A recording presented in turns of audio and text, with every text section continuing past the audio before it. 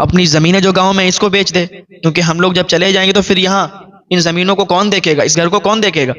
माने का बात तो तेरी ठीक है बेटा, अब तू कहता है अब हम भी चले जाएंगे, तू भी यहाँ नहीं रहेगा, तो फिर जमीनें हमारी बेकार है, तो फिर बेच दे।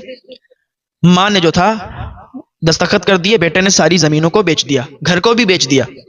और कहा ठीक है माँ, अब तू चल मेरे साथ। पूरा गांव उसके पीछे पीछे, पूरा गांव, इसलिए क्योंकि वो ऐसा मैटर ही था कि इतने दिनों के बाद बेटा आया, यूरोप में सेटल था।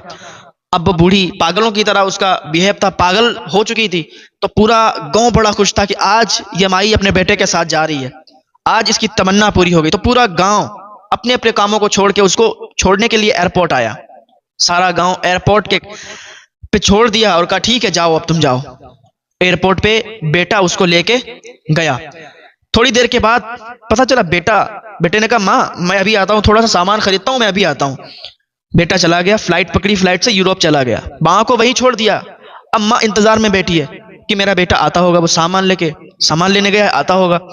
जो वहां के सिक्योरिटी गार्ड होते हैं, फिर देर से उस बूढ़ी खातून को वहां बैठे देखा। कहा माई तुम यहाँ कैसे बैठी हो? कहा मेरा बेटा सामान लेने गया है, आता होगा। कहा ठीक है अच्छा बैठी रहो।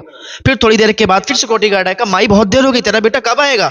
कहा रुको तो सबर करो, मेरा बेटा आएगा, मुझे लेने आया था, वो उसके साथ में जाऊंगी, वो मुझे लेने आया है। कहा ठीक है। जब दोपहर से शाम हो गई, बेटा नहीं आया, क्योंकि वो था ही नहीं, वो तो निकल गया था। तो सिक्योरिटी गार्ड ने आके कहा माई तेरा बेटा बहुत देर हो गई, आया नहीं। कहा माई तू तेरे पास कोई टिकट है, वीजा वगैरह है, दिखा। जब देखा तो उसके पास सिर्फ पासपोर्ट था, पासपोर्ट के अलावा कुछ नहीं था।